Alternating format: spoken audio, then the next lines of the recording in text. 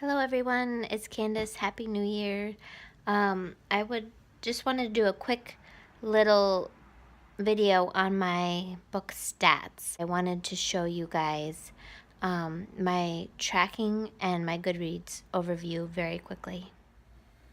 So for those of you that are not familiar, this is the spreadsheet that Brock, who is on BookTube, maintains, and it took me a little bit to get used to it, so I have messed up some of the formulas and things, and you can see that some I haven't added like publisher names because it just was getting out of hand how many different publishers I had.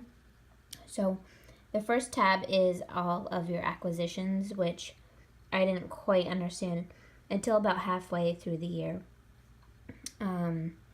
But that is useful for such information like where you got it from, when you got it, how much you paid for it versus how much it cost.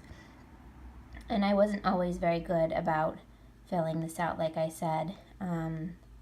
If I returned it and I wanted to do some sort of a count here at the end. The book survey tab is actually books you've finished, what country, what the book took place, who the protagonist was, what age group, which to me, some are YA, some are adult. For instance, I put YA as Louisa, Little Women.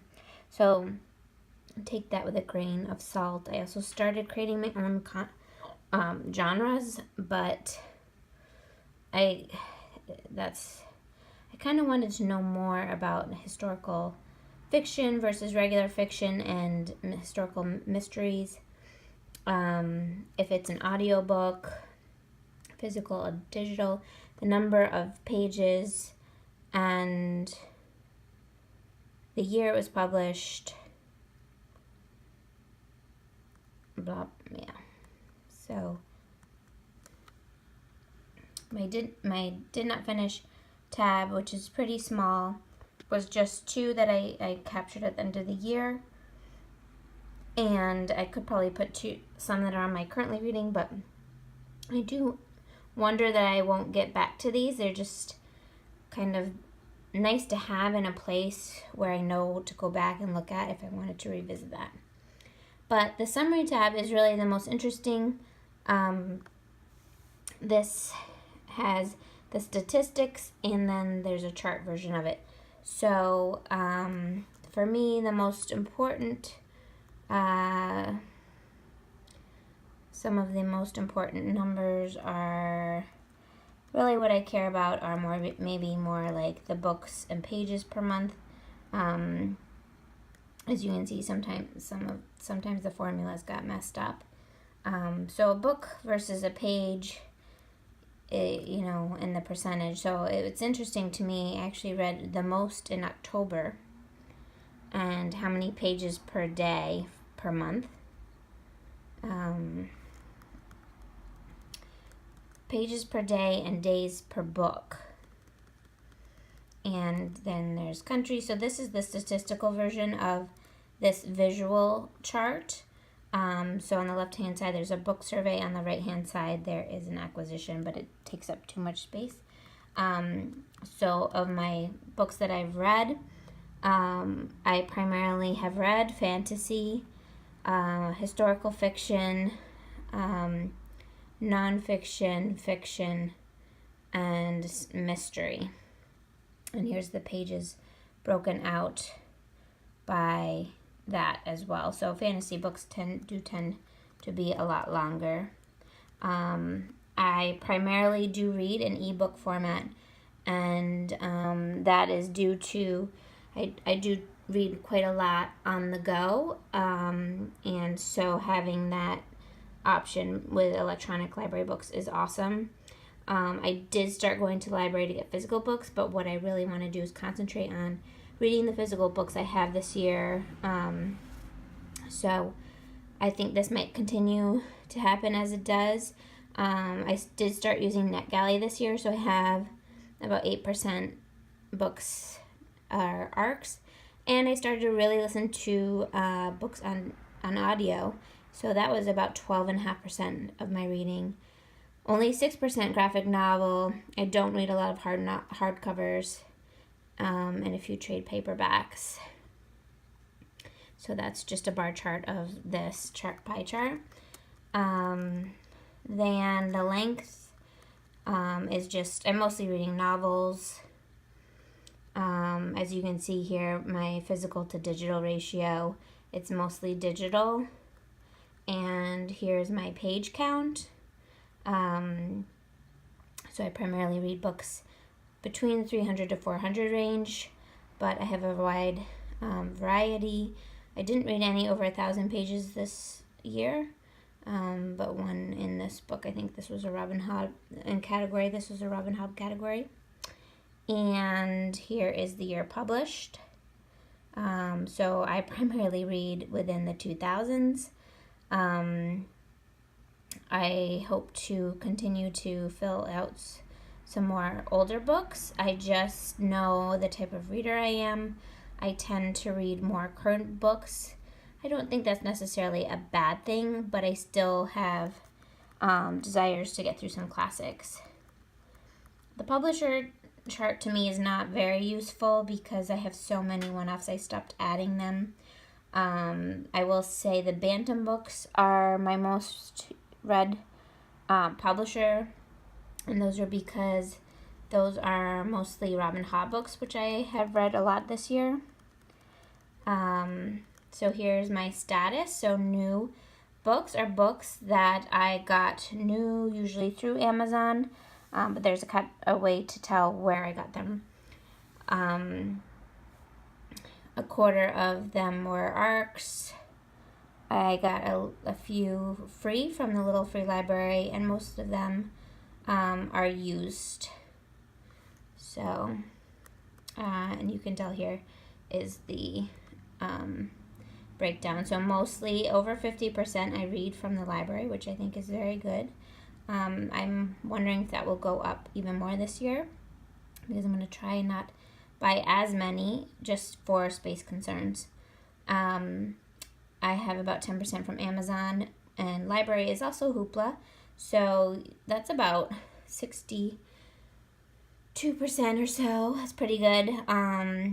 My physical book, I got the most books from Savers. In terms of bookstores, it's the closest place to me, and they have used books. And then here's ARCs, and Little Free Library was an awesome resource for me this year. The people down the road from me put one in, and I found a lot of great reads from it. So I've mostly been purchasing my books, which is interesting, seeing how much I've read from the library, but some of these statistics may be a little off. I'm okay with that because I didn't quite know how I was using the spreadsheet at first. So for star ratings, I primarily give 4 and 3.5 ratings. Now, obviously, in Goodreads, you can't use half stars, but I like that you can do that on the spreadsheet. And I have a good amount of 5 stars, probably more this year than ever before, because I've read more. None under 2, which is pretty good. And again, here's my books read by month. So I have mostly books and pages. I think pages is probably better because sometimes books are very short. I definitely read the most in October. I surprisingly read also a lot in December, which I'm shocked about given how busy I was, and June. Now, I started BookTube in March, and you can see that definitely helped me have a huge jump start. And then, for some reason, June was also a great reading month for me. I was surprised. I primarily read female. This is shocking to me. Female authors with female protagonists. I know a majority I've seen of people mostly use or read male. That's why they track this sort of a thing, but I actually probably need to concentrate on reading some more male instead of female here. So yeah, here's the protagonist. Almost half of them is female. Some are both females and males, or a group of people and males. Again, there's the age group. This is my favorite part of this whole chart, is the world map of where the countries are that I read from, so that where the books take place. And if this is better than it would have been before BookTube and when I started tracking and participating in the Read Around the World book club. If it says one, it doesn't mean I've just read one. I don't know. That's how the map is set up. But it kind of gives you a visual. And really, before I read Russia, I was like, wow, I'm not doing very well. I will say it made me want to pick up something from Iceland and probably South America, because it's not filled in. And so I hope to continue with reading from different countries, because I am a primarily United States reader. I'm based in the United States, but about 34%, which I am happy about. Like I said, I hadn't focused on that before. I read the next amount tied with the United Kingdom and author created, which I created that country because for fantasy it's really not a country, and you can use the statistic as where the author is actually from, I've seen. So maybe a lot of these would have been US, but that's not how I chose to do it. So I read a lot from Japan and China next, a few from Russia and France, Australia, and then mostly about one country per each of the other ones. So I'm very pleased with this. I know some people might have more, but I really hadn't taken this into consideration with my reading. So, and then my series tracking, this is a great way for me to keep track of how much I have going on in terms of series, if I'm caught up again enough, or if the author's caught up. And what I've done is taken the series that I most want to concentrate on in 2018 and already put them in my spreadsheet for 2018 from here. So technically the acquisition would have been in 2017. I'm not sure how that handles it. If you know, let me know.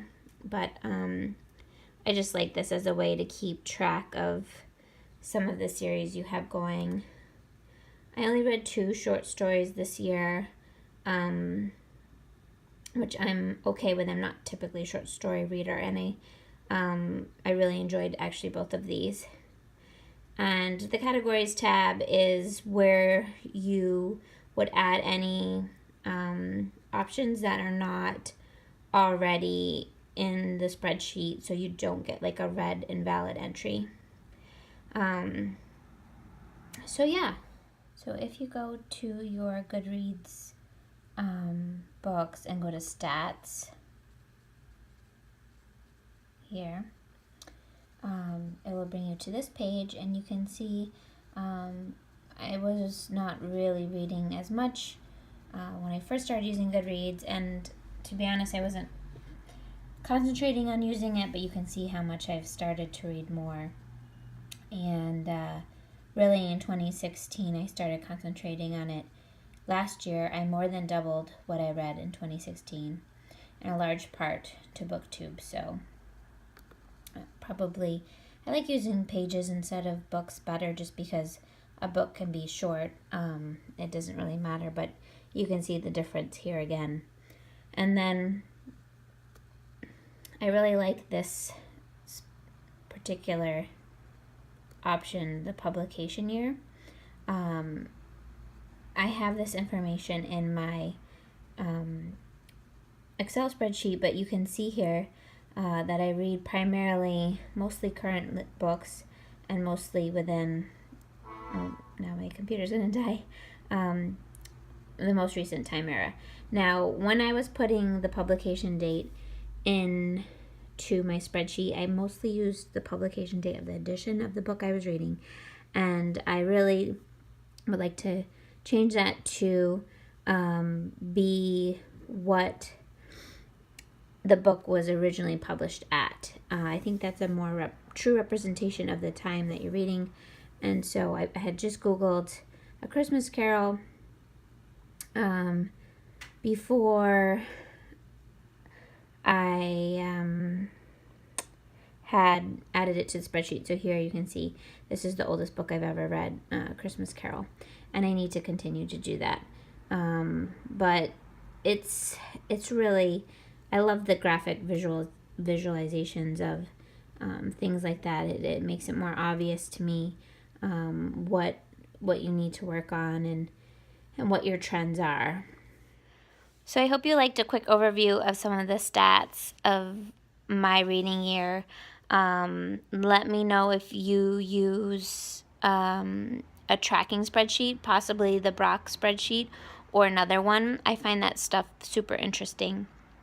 And any other statistics that you see I'm not tracking that would be useful. And I will be hopefully posting more videos soon of my wrap-ups of last year.